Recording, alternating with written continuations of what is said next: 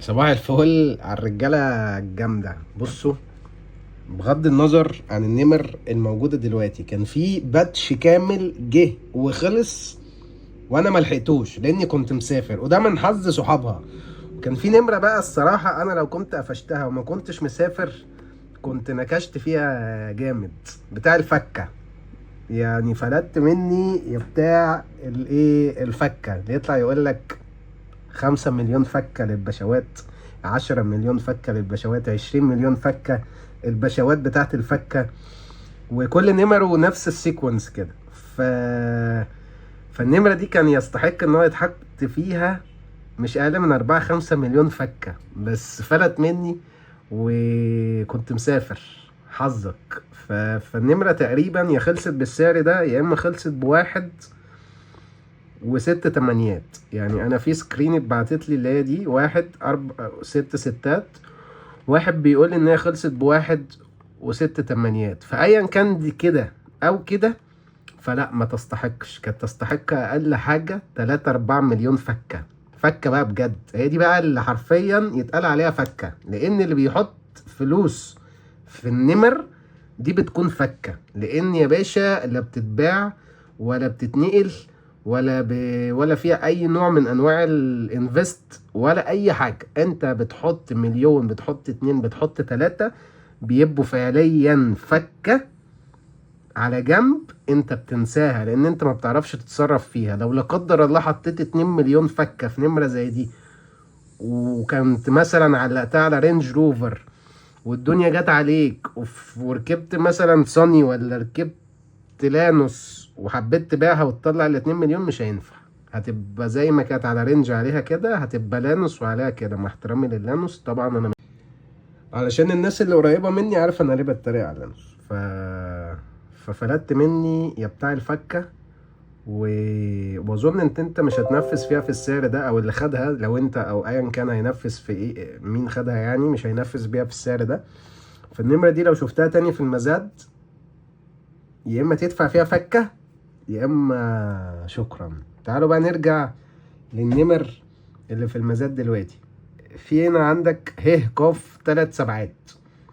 قشطة، سيبك منها لان في كلام اجمد كتير. عندك ألف 2 اسم ثنائي، وعندك ميم ألف 1. تحس ان ده ايه؟ ده اب وده ابنه. فاهمين؟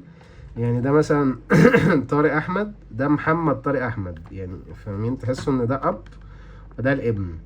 ألف 1 دي من زمان متاخده، مش فاكر على العربيه ايه. بس الاب نزل نمره، قال لك انزل نمره لابني بما ان رقم 1 موجوده. مش عارف ليه حاسسها كده يعني. وعندك لون 1.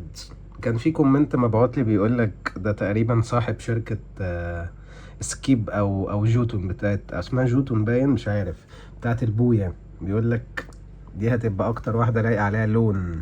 ف... فعجبني الكومنت. يعني عجبني الايه التفكير اللي راح في الحتة دي. فهو ممكن وارد، ليه لا؟ يعني ده ما اظنش اسم ثلاثي، مش عارف، يمكن برضه. فده بالنسبة للون. عندك هنا بقى طقم منى نزل بنمرتين، او نزلت بنمرتين، واحد 3 5 وواحد 3 2. يعني تحسهم اخوات، تحسهم ان هم اختين اسمهم منى، او بنتين، او ايا كان، او صاحبتين. ممكن يبقوا 2 صحاب من ايام المدرسة مثلا، اسمهم منى. فنزل واحد 3 5 وواحد 3 2. لذيذة. عندك عال 3 وحايد. عال دي برضو جامدة. تحسوا اسم عيلة. في تاني متاح؟ لا مفيش متاح. عندك هنا عال 3 وحايد. دول لسه نازلين النهاردة بلون.